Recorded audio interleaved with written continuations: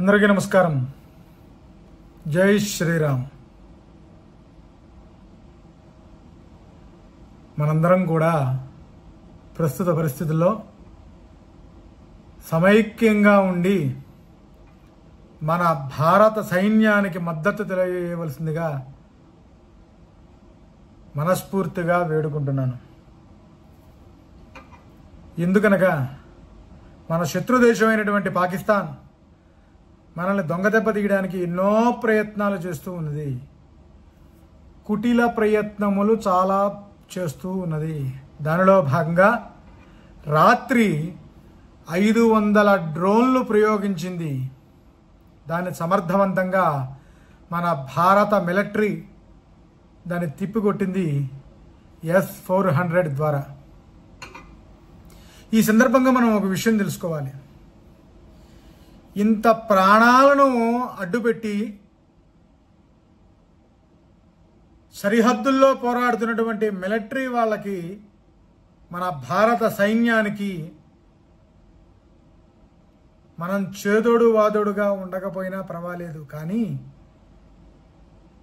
వెనుక నుంచి నీచమైన మాటలు మాట్లాడుతూ ఉంటున్నారు. మన దేశం లోపలే అసలైన శత్రువులు కొంతమంది ఉన్నారు, కుహనా మేధావులు. ఇలాంటి సన్నాసులు ఏమంటున్నారయ్యా అంటే, యుద్ధం చేయడం కూడా గొప్పేనా? యుద్ధం ఎవరికి ప్రయోజనం? యుద్ధం తర్వాత వచ్చే పర్యవసానాలు ఎవరైనా అర్థం చేసుకుంటున్నారా అని అడుగుతున్నారు. ముందు మీరు ఒకటి అర్థం చేసుకోండి. అమాయకులైనటువంటి భారత పౌరులు 25 మందిని పొట్టన పెట్టుకున్నటువంటి ఆ ముష్కరులని అంతం చేసింది మన భారత ప్రభుత్వం. ఎక్కడా కూడా ఆ పాకిస్తాన్ యొక్క ప్రజలను కానీ, వారి సైన్యాన్ని కానీ, వారి ఆస్తులను కానీ ఎక్కడా టచ్ కూడా చేయకుండా వెళ్ళి 100కు పైగా ముష్కరులని, తీవ్రవాదులని హతం చేసి దిగ్విజయంగా పూర్తి చేసుకుని మన భారతదేశంలోకి మళ్ళీ తిరిగి వచ్చారు. కొంతమంది మహానుభావులు ఉన్నారు. ప్రకాష్ రాజ్ గారు అనగా,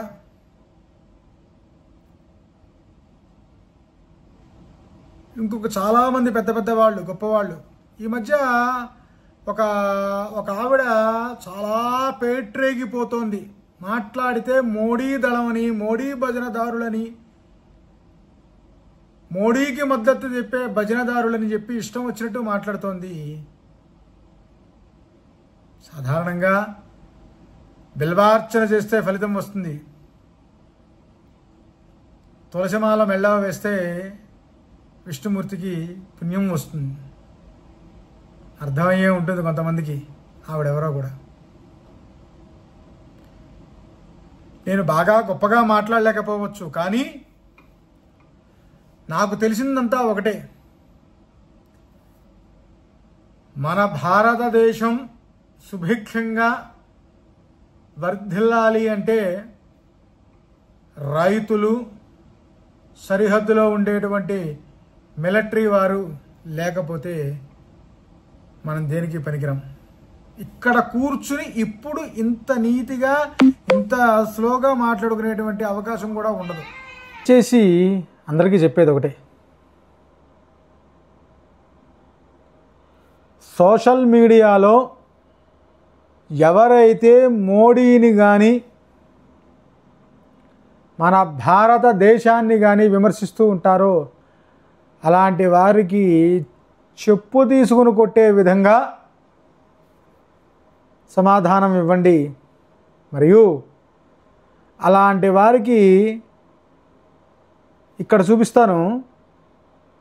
ఆ మెయిల్కి అలాంటి వారిని, దేశాన్ని కానీ, మోడీని కానీ, యుద్ధం చేసేటువంటి మన సైన్యాన్ని కానీ కించపరుస్తూ మాట్లాడేటువంటి వారు ఎవరైతే ఉంటారో అలాంటి వారి పోస్టుల్ని స్క్రీన్షాట్ తీసి మళ్ళీ చెప్తున్న విధంగా ఇక్కడ కనబడుతున్నటువంటి ఆ మెయిల్కి మెయిల్ చేయండి. చాలు, మిగతాదంతా వాళ్ళే చూసుకుంటారు. దయచేసి మరొక్కసారి చెప్తున్నాను, సోషల్ మీడియాలో వచ్చేటువంటి అసత్యపు ప్రచారాలని నమ్మకండి.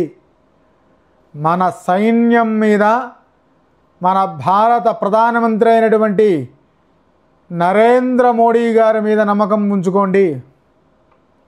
అతి ముఖ్యంగా మన సైన్యం మీద నమ్మకం ఉంచుకోండి. మనందరం ఒక పని చేయాలి. ఈ సందర్భంగా మీ అందరికీ నేను చేతులెత్తి శిరస్సు ఉంచి మిమ్మల్ని అందరినీ కూడా అభ్యర్థిస్తున్నాను. యుద్ధంలో మన సైన్యంలోని వారు ఎక్కువగా అమరులు కాకుండా, సరే మరణ విషయం అనేది, జన్మ మరణాల విషయాలు మన చేతుల్లో ఏదీ లేదు.